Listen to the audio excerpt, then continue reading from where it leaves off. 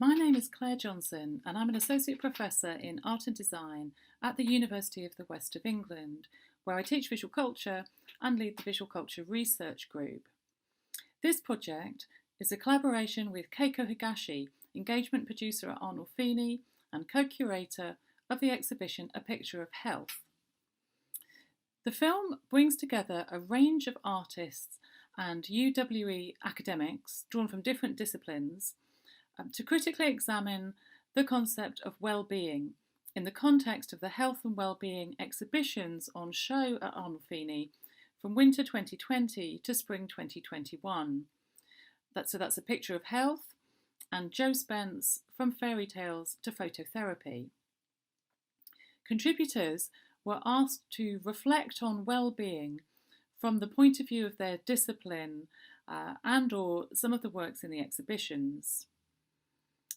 The Vox Pops were made in February 2021 in the midst of the COVID-19 pandemic and during the third lockdown to be endured in the UK. As such, many of them reflect the necessity of working from home and recording using whatever device is to hand, at a time when the idea of well-being is used frequently, yet with a little public debate about what we really mean by that. Our hope is that the Vox Pops offer an entry point into this discussion. Despite the enormous pressures of lockdown, the contributors have offered their reflections on well-being and collectively provide a useful resource, and for this we are extremely grateful.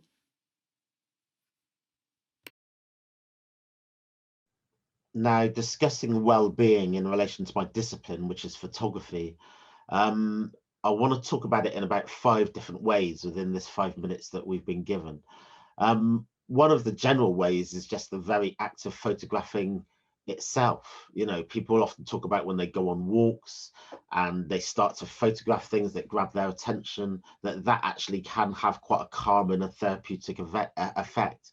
And it's kind of that feeling of you coming outside of yourself and focusing your attention on sometimes very small things and very small details that we wouldn't usually take notice of or consider, can actually have just a very kind of calming effect where we're no longer thinking about these wider things that we have on our minds and we're just being present in that particular moment.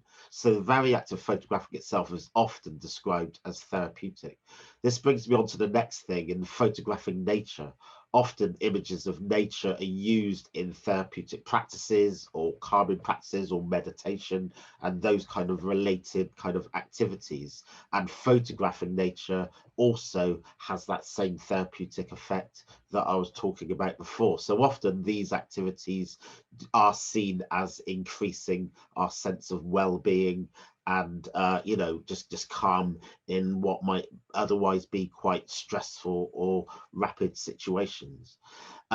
In kind of, you know, art photography, fine art photography, whatever you want to call it, there is a tradition of phototherapy and photographers exploring their own sense of well-being using self-portraiture. And you can see that in the exhibition in the Arnolfini, you know, with the images of Heather Agyepong and Joe Spence using photography in these areas of role play, and it might be exploring body image and illness and these kind of things. And often photographers do use their own bodies as a way to start to negotiate their own sense of self, their own inner thoughts, their inner workings, and also about body confidence. You know, there's plenty of examples of photographers who use their own body, and it might be about full size body, it might be about ethnicity, gender, disability, where they're using their own body to actually negotiate their own presence in the world and actually say, I am here. And often using yourself in that way does have again, I'm using this word therapeutic quite often because that's the terminology that often gets attached to it. The other kind of more domestic way that photography and well-being are strongly attached is if you think about just family albums, the photo album that we have in our family situations.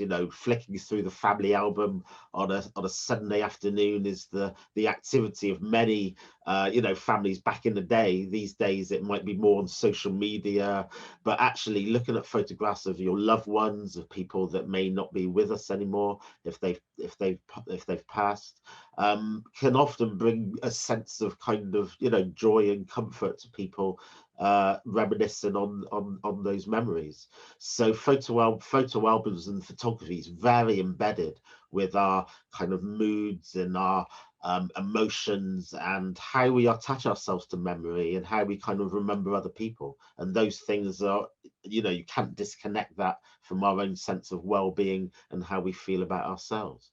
And the final thing I want to talk about is how photography is kind of used in therapeutic practices. There's an activity called photo elicitation, where you'll show someone a photograph and you use that as the basis for the conversation to start to encourage that person to talk about their memories, their childhood, and who was this person, etc., whichever the therapeutic framework is. So photo elicitation is used as a trigger for people to start to explore. I'm not a therapist, so I don't want to talk about that too much, but it is an established method of engagement within therapeutic practices.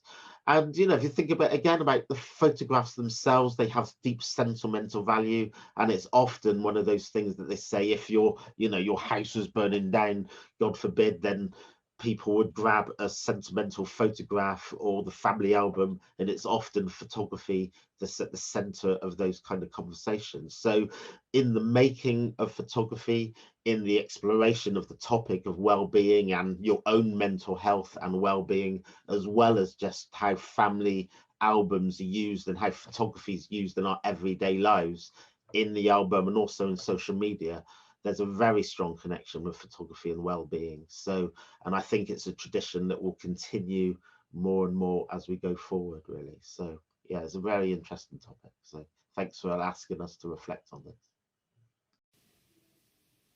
What is well-being? From my discipline, so I'm a health psychologist, but I'm also a public health specialist.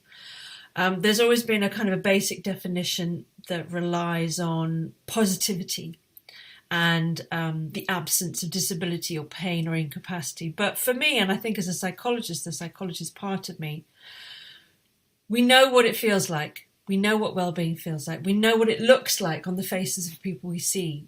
You know when somebody is feeling good. You know what well-being is. And therefore, trying to translate that into words and definitions is always tricky. But it is something about positivity and the presence of something rather than the absence of something else. And to get there, you need some basic things. So you need some guarantees of security. You need food. You need housing. Those very basic things. But also, you need the ability to overcome some limitations so you can reach what you want to do, personal goals, participate. And so you can achieve well-being no matter what your current health state is. So it's not about being not ill, it's about living with what you've got and achieving that. I kind of really like the UN Convention stuff that they do around children, in that some of the rights and responsibilities that are part of well-being come with responsibility to contribute back. If you expect something, to contribute back. So the expectation of education is that you will then share that with people.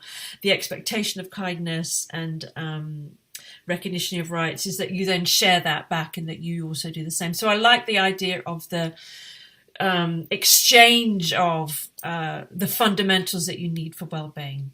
So in terms of what I do as a job, there is well-being in individuals and there is well-being in groups. So I know what it looks like and I know how to record it with lots of tests in an individual, but I also, as a public health specialist, know how to record it across large groupings. And I would like to see some of that evidence of what measurements we can use to show well-being further recognised in how we look at the success of our country. So this is an old idea about GDP being somehow a measure of a good country, gross domestic product.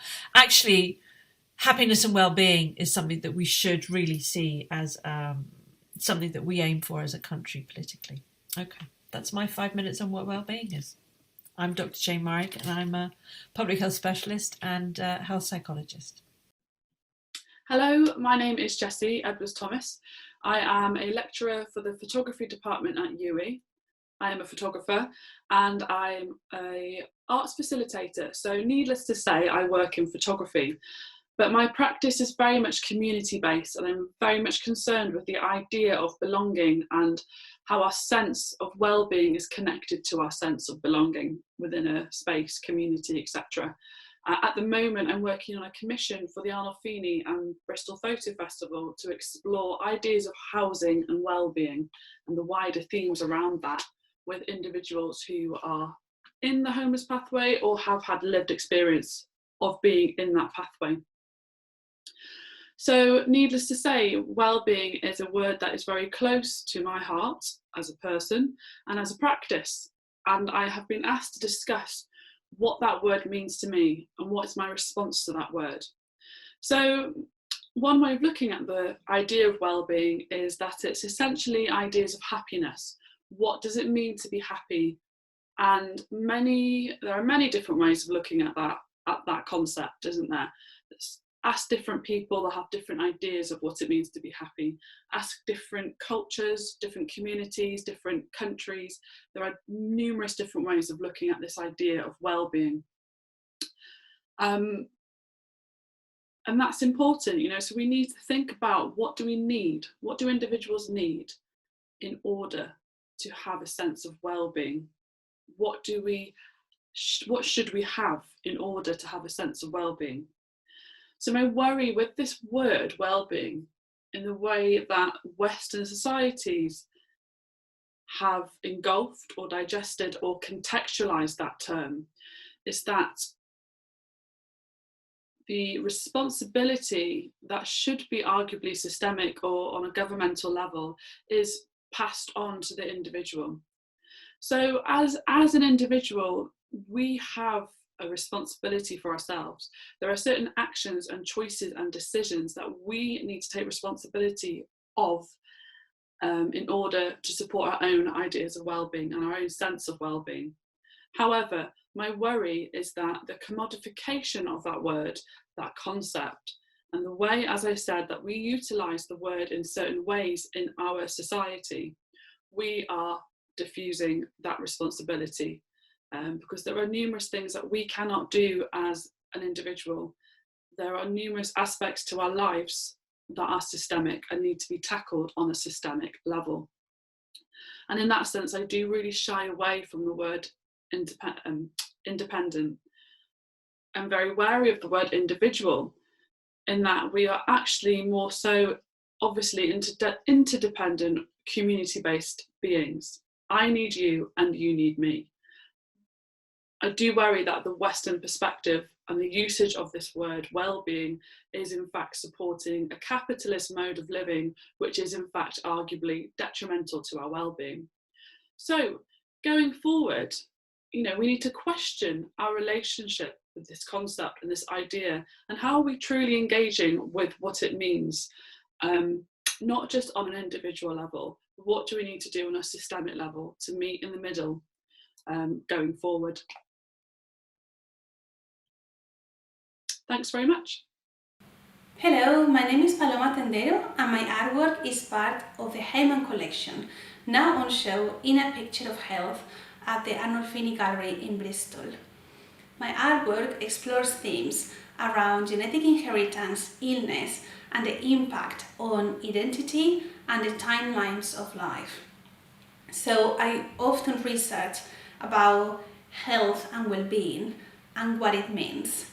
And I came with the conclusion that we are told, or we think, that illness is an intruder that we have to fight, and that there is a very thin line in between being healthy and being ill, and that's why we are refusing coexist with illness. However, I don't think it's quite like that. I think the natural state of the body is not just health, I think our bodies keep changing and transforming through our lives, and that one day you might be healthy, but the next day you might be sick. So my understanding of well-being is the capacity of looking after yourself and looking after others. And well-being is to be well, and you might have a health condition but still have a good well-being. So well-being is living in harmony with your body and with your environment. And I think there are things you can do to improve your well-being, like going to art exhibitions, like creativity and cultural engagement, because when you have a good well-being, that is more likely that you will have a good health. And I hope people can go to exhibitions like A Picture of Health and think about their own health and well-being, and think about how they can improve their lives, and enjoy with conversations about this. Thank you. Hi, my name is Agyepong. I'm a visual artist, an actor, performer from London, and my work is in Arnolfini's A Picture of Health, women photographers from the Hyman collection. And the question posed to me of what does well-being mean to me? I guess well-being is functioning okay, being able to function well, I guess. And that question really is the recurring theme in all of my work. Every piece of work I make, the whole point of it is to get a better sense of well-being for myself, fundamentally, but also for the audience, right? Because I think when we talk about well-being and mental health, often it's invisible, right? You can describe it, but you can't often see it. You only see the kind of ramifications of it. So my quest in my work to make these sort of invisible things visible is what drives me in everything I do. And being able to function okay rather than functioning well, I guess. I think you could never function perfectly. There'll always be kind of ups and downs. And I think when we think about well-being, sometimes we can be quite binary, like doing really well or doing really badly. And I think a mixture of the two, for me, is in terms of being balanced, having a balanced sense of self is kind of the ideal well-being for me. And being okay with the downs and being okay with the highs, but being able to manage that. In the project I've got for Arnolfini, the one exhibited, Wish You Were Here, it's basically about being quite open about my well-being, the struggles of my well-being, and trying to be courageous in that journey of being kind of mentally balanced, both in my personal life, but also as an artist, as I navigate kind of artistic spaces and taking up space in all kind of areas of my life, really embodying those spaces.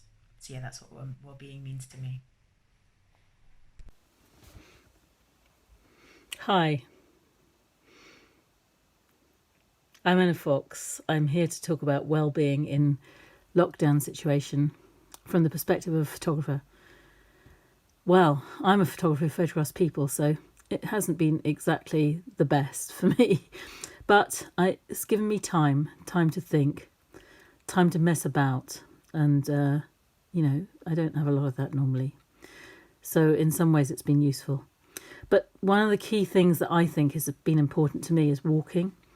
And I have a walking machine in my studio. It gives me exercise, but it's not that great. I need to get out in the air. I need to walk, breathe, look. And it doesn't matter if it's nature, suburbia or urban stuff around me. I just need to look, think, breathe, walk, move. It does something to my brain. It starts some kind of cog running in my brain that makes me think, and makes me positive about an idea or some ideas. And I come back from my walk, which has to be about an hour and a half. That's the minimum that works. And I write things down or I make something. And it only needs to be 5 or 10 minutes. Sometimes it's longer, but it only needs to be 5 or 10 minutes of creating something, an idea on paper, or printing something, or redesigning something, or reordering something, and it just makes me feel so much better. I also like to read. I've always liked to read. But breathing, walking, looking is absolutely key to me.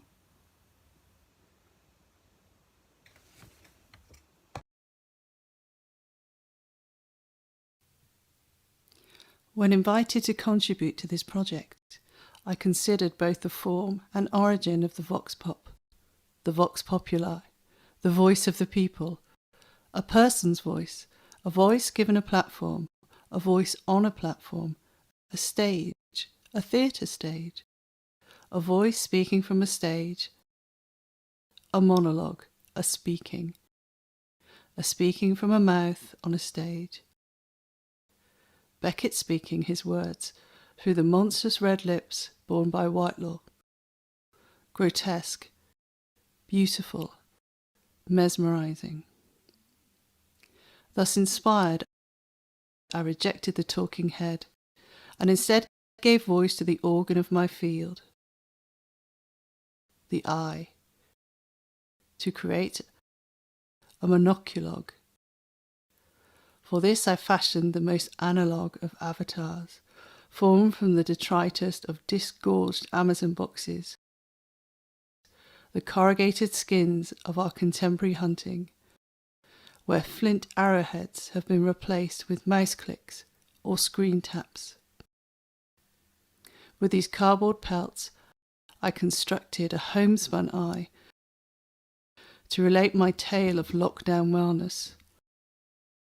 My eye, wheeled through the Picture of Health exhibition, was virtually swiveled by unseen hands, left and right, up and down, panning and tilting my vision to commune with the works, doubly framed through the screens which both divide and unite us.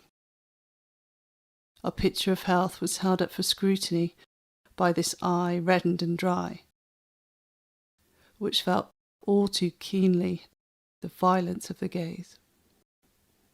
My eye pondered upon the concept of wellness, itself feeling far removed from this wholesome concept.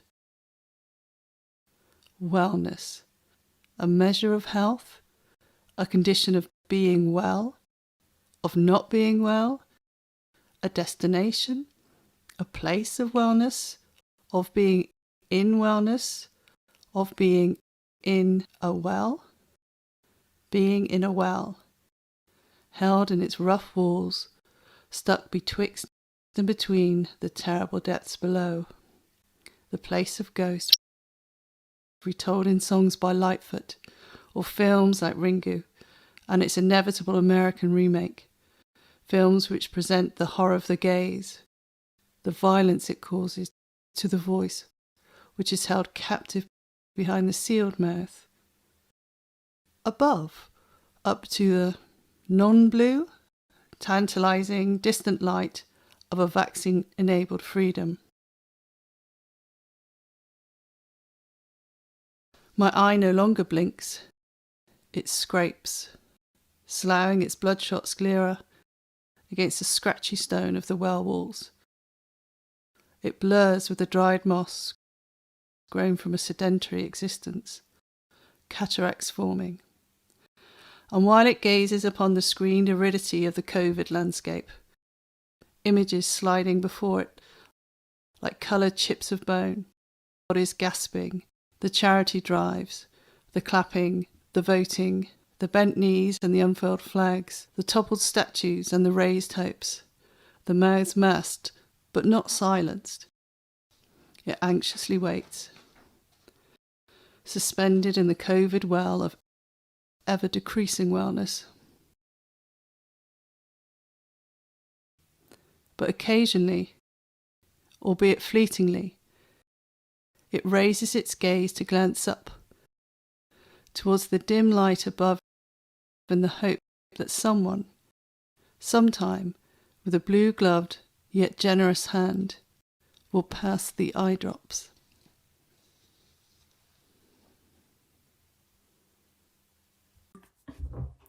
I'm Diana Harcourt. I'm a Professor of Appearance and Health Psychology and Co-Director of the Centre for Appearance Research at UWE in Bristol.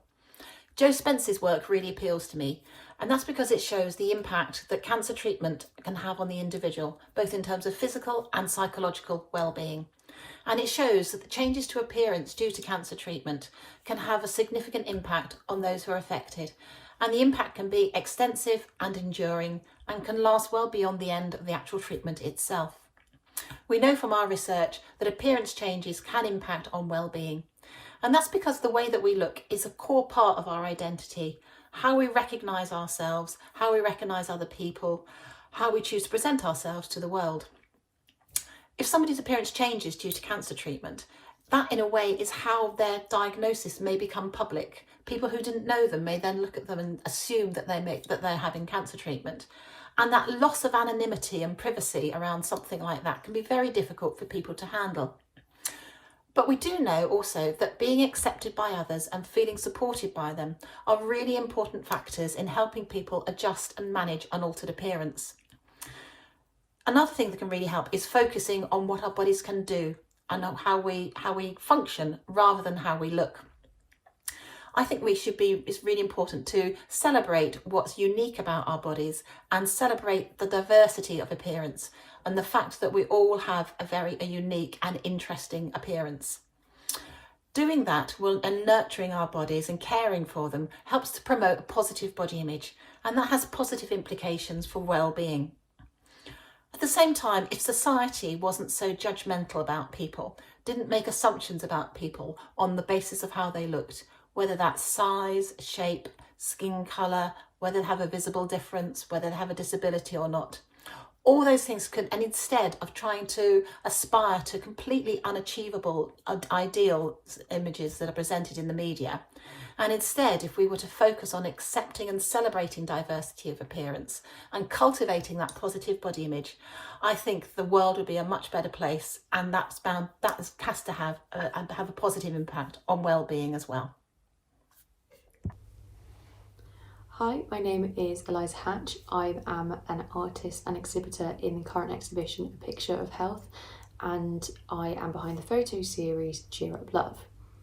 So when I think about the concept of well-being in relation to my personal practice, there are many ways that I can critically examine this.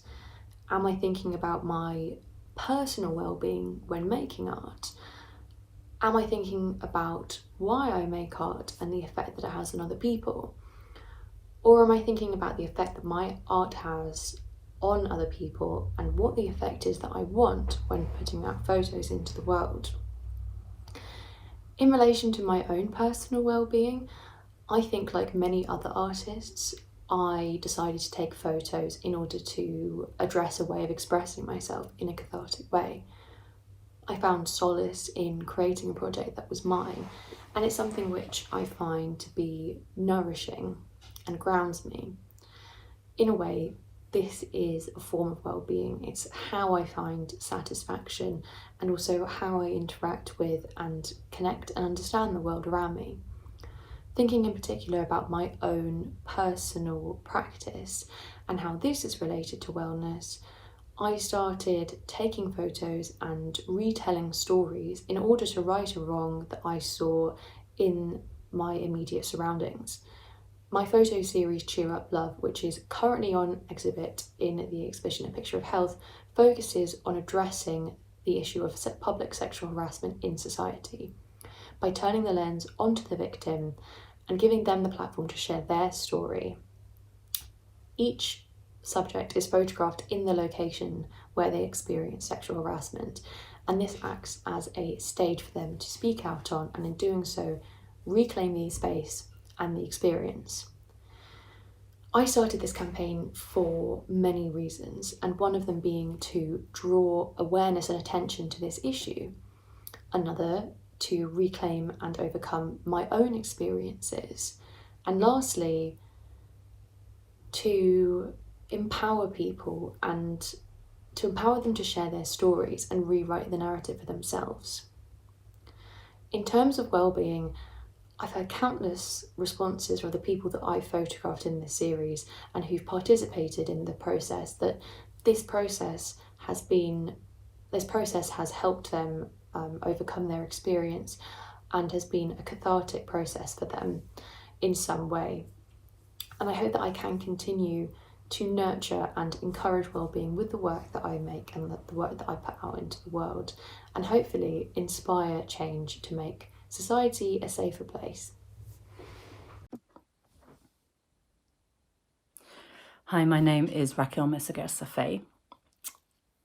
My main gripe or beef with the term well-being is that I feel like it places all the responsibility and the effort on the individual to do what they need to do to make themselves well enough to work and exist within a system. So all the kind of paraphernalia around well-being, all the kind of meditation and mindfulness and all these things, I feel like they've been co-opted to place all the responsibility on the individual and to function within an oppressive system, which may be part of what is making them unwell. So for me, it's the difference between like the medical model of disability and the social model. In the medical model, similarly, all the responsibility is placed on the individual to try and get well, whereas the social model recognises that there are lots of other things that exclude you. So it might be environmental, cultural, and it asks the system to change for you, which I don't feel like the medical model or the idea of well-being does. And I feel like what a lot of the artists in this exhibition are doing is reframing their experience of wellness or illness and kind of demanding that their experience be read differently, especially Jo Spence's photography and how she was infantilized by her doctors and other artists within this exhibition. So I feel like the word well-being doesn't quite cut what we want. It doesn't quite cut it. I feel like we need a term that recognizes that wellness happens within a context and it's relational. And I think it should be a word that recognizes the responsibility of the context towards the individual and also demands something of it, demands change of it. So I don't have the right word, but for me, well-being isn't it. I think it's just been co-opted by late capitalist neoliberalist ideas. Hi, I'm standing here in the city of Bristol in a park and I'm wondering what well-being means, being well. And Bristol is a city that's known for its glass makers. So I'm thinking, what if you were a being made of glass?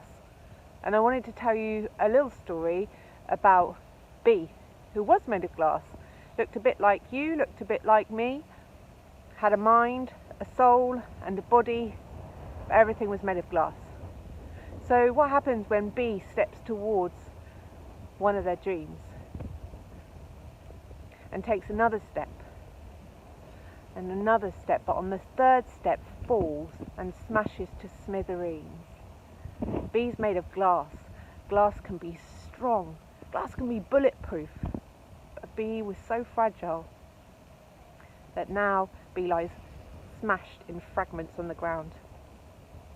At the same time, the sun is shining and it glints on B's fragments. And the glass makers of Bristol come together and pick up the fragments and use their fire and the warmth of their breath to blow life back into B.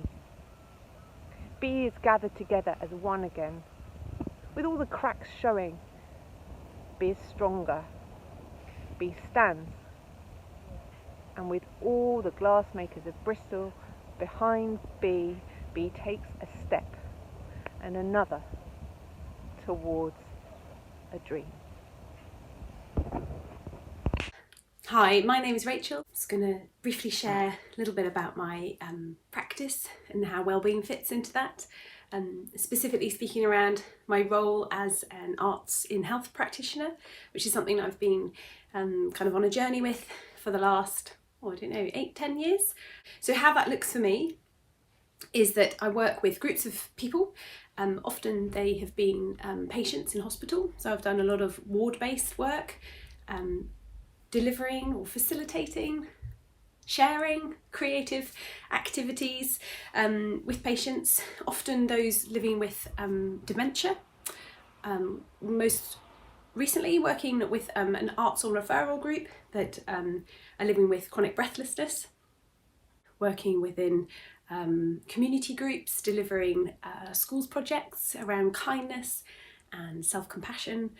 And I think at the heart of all of those things is this sharing of creativity and bringing something to it, to this kind of, maybe it's around creating a space. I think I've been spending time kind of trying to join up the dots, I suppose, and look at my practice, my own kind of arts practice, but also this practice of facilitating kind of arts in healthcare setting, and seeing where there are themes that are starting to arise. And so rather than chatting on a camera the whole time, I've just done some drawing and I'll do some talking over just some of those themes that I've kind of mapped out, just because that's kind of the way I work. And I suppose really emphasising that actually one of the things that I think is a kind of central theme for my practice is around mark making and what mark making does for us. But yeah, within the context of the kind of group work, there are these themes that come up are for me are kind of central to some of the aspects of well-being. So I think I've started to realise that a lot of it is around creating spaces. This idea of that we're all part of something and we all contribute to this shared space where something can happen.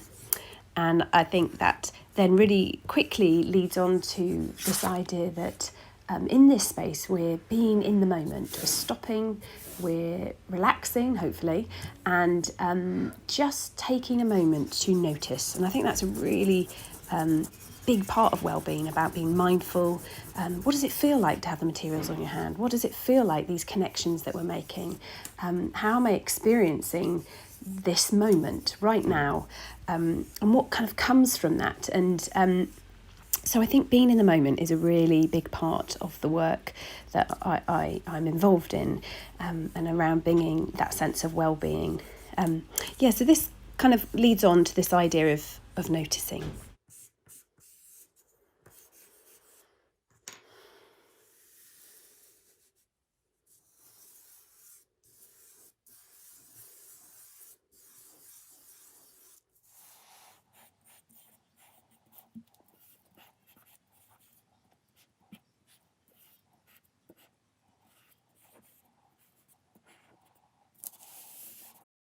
Making connections with the process, the materials to hand, the people with you as you're making or not with you, that engagement, the dialogues, the narratives that are being explored as we work together in those spaces that we've created.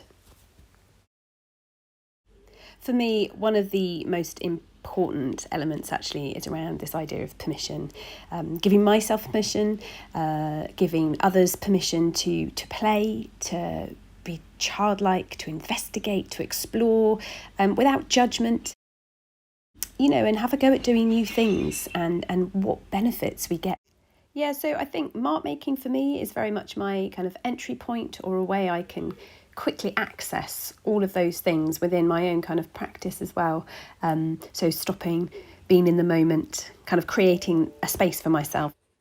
So as I continue on this journey around thinking about well-being and my practice, I've really noticed how important it is to me to keep growing and exploring, and objects are becoming increasingly important to me, and the narratives around them, and creating space for them and their connections to us.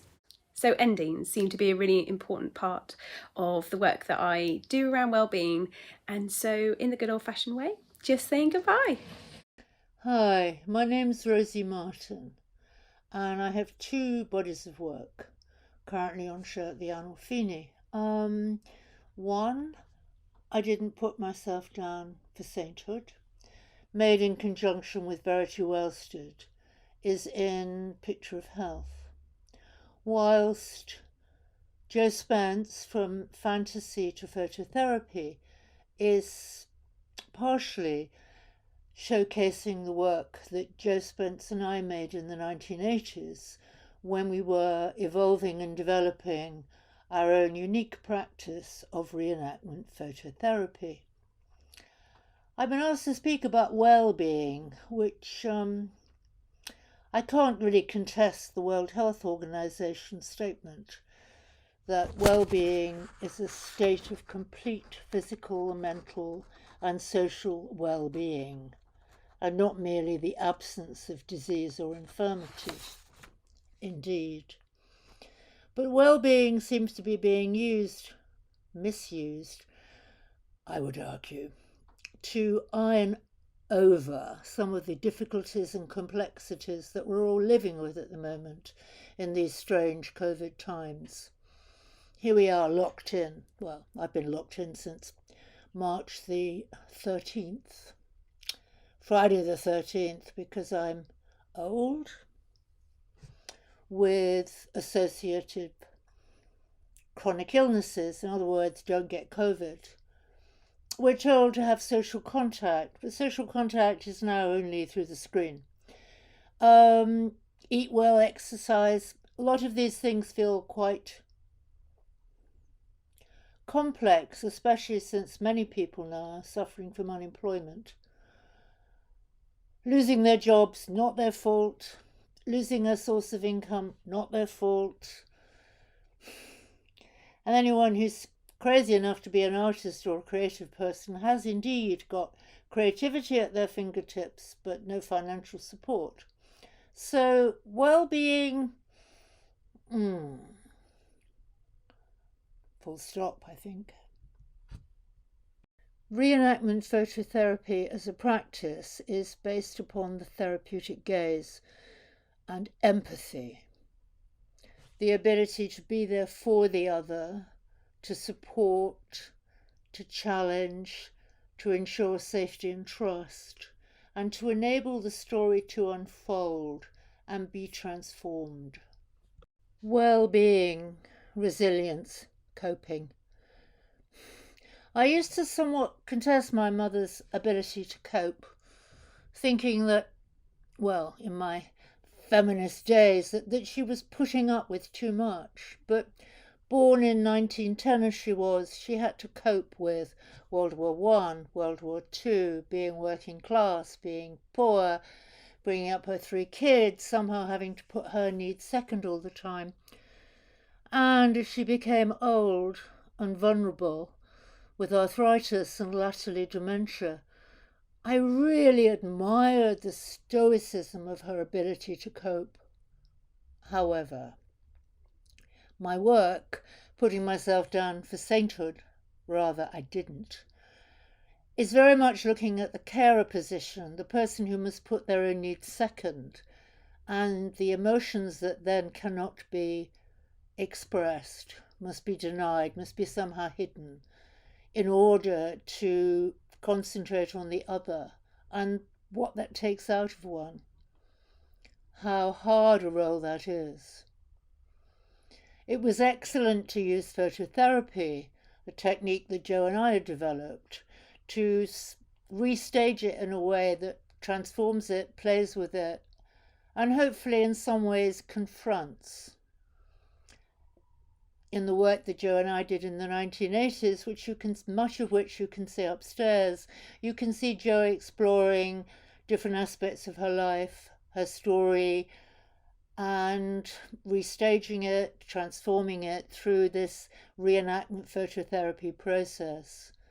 I hope you enjoy the show, and I hope you find your own roots to well-being. Hello, my name is Dr. Nicola Holt, and I'm a senior lecturer in psychology at the University of the West of England. And I do research on the psychology of creativity, involvements with the arts, and mental health and well-being.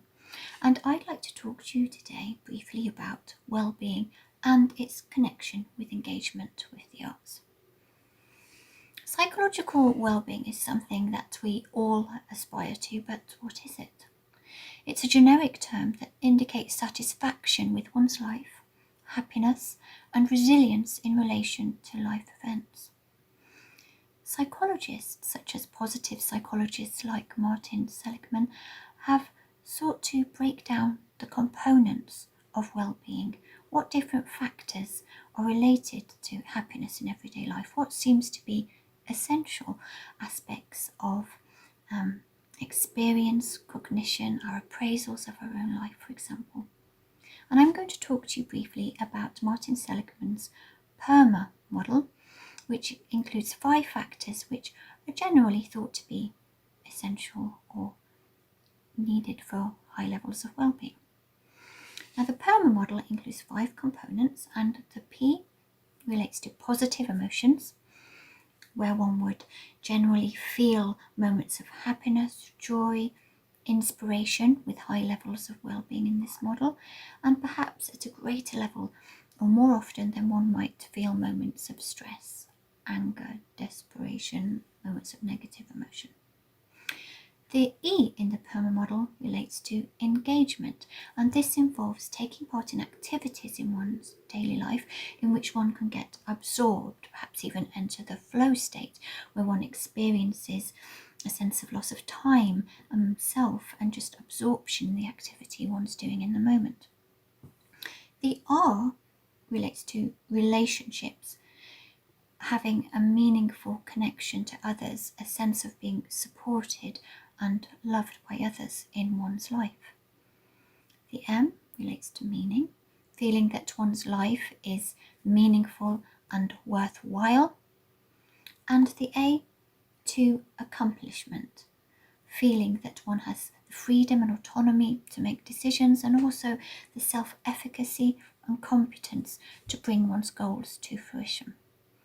So these are 5 core elements thought to constitute collectively well-being. Now, research suggests that engagement with the arts can help foster some of these aspects of well-being.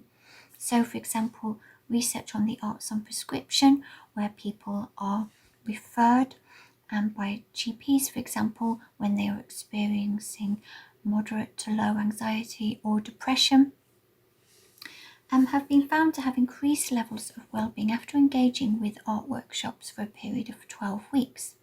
And different mechanisms have been proposed as to why these art workshops might be increasing well-being in this way.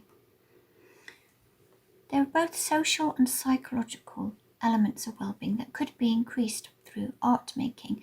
Of course, these art workshops are social events. They're art workshops that involve working with an arts facilitator and other participants, and increase social bonding, increase social interaction, a feeling of making new friendships and forming meaningful connections with others could be one reason to explain increased levels of well-being. However, other psychological factors that relate more to the art making itself could promote well-being. So, for example, enjoying the art activities and having increased moments of positive affect, joy, inspiration, and reduced moments of anxiety could help explain the improved well-being. Getting absorbed in the process of art making that enables one to be distracted from one's pain or worries, and getting in a flow state has been reported to be associated with art making and well-being in this context. Having a sense of pride and mastery from producing art and being pleased with what one's produced, and also pleased with one's new kind of status as an artist, can help improve well-being too. There are other aspects in which art making could also improve well-being. So creating a new narrative, a new understanding of one's experiences, creating perhaps a new meaning or story to explain aspects of one's life can help resolve conflicts and issues and reduce stress. And using the arts in one's everyday life, for example, to self-regulate mood, for instance, drawing when one is extremely stressed to calm one down before making a big decision, can also improve well-being. So, although art making is by no means a panacea and is not always associated with positive states, for example, the creative process can be stressful, include doubt and worry, there is growing research to suggest that involvement with the arts can be beneficial to well-being in numerous ways.